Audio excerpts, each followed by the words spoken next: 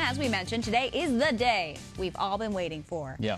The solar eclipse. Many of you will be looking up to the sky to check it out. Yeah, but if you do, it can do some real damage to your eyes if you're not careful. On More in the Morning now, Gary Brode is in Fort Myers to learn why we need to be very careful later today. Good morning, Gary. Good to see you. Yeah, guys, listen, just so you know, I did get my glasses, but many of you did not get your Eclipse glasses yet. And so you may be thinking, hey, I could just look up at the sky, not going to do much damage, but that's not quite true. Dr. Brad Middaugh joins us once again. He's been with us before, talked to us about different glasses, and now we want to talk about the Eclipse glasses, and we're going to get to that in a second. But first, tell me about the damage that this eclipse can do to your eyes if you're looking at it without any protection at all. Sure. Well, it's kind of similar when you had a magnifying glass as a kid and you burned a hole in a leaf or you started a campfire with it.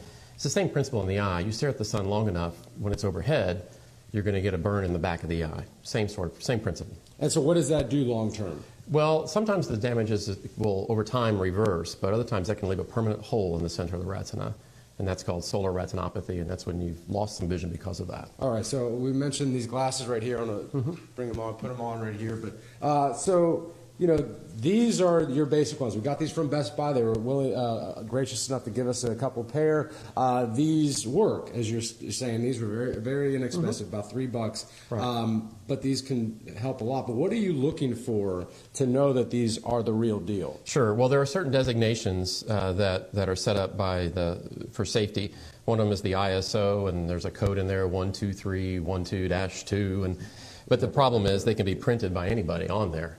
So you still want to make sure you're from an approved vendor, and there's different websites that have approved vendors on them. All right, now I do want to talk to you about, and we did put some more information about this on our website, but I want to talk to you a little bit about those who may be thinking, I can just briefly look up if I don't have anything, you know, whether you're a child or you know, maybe just an adult thinks it's not going to do a lot of damage. Right. Is that okay? And if not, how much damage can that do? Well, it's a harder question to answer because people will be tempted to briefly look at it. There's been studies that have shown you can get damage in a matter of 10, 15, 20 seconds or so. Other people maybe even longer. And it all depends on how much exposure there is. Is it a full eclipse? Is it still how much sun's peeking around?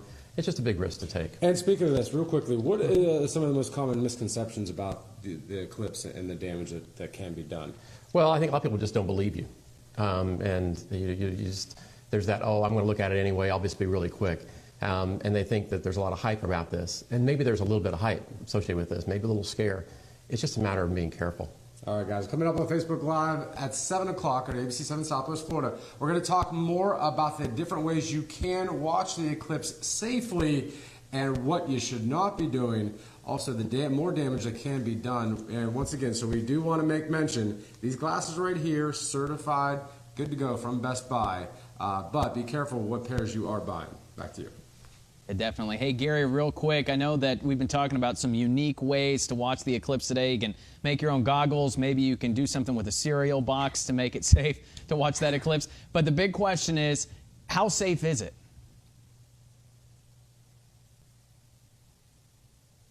Yeah, and I asked Dr. Middaugh that the same question I'm going to ask you again.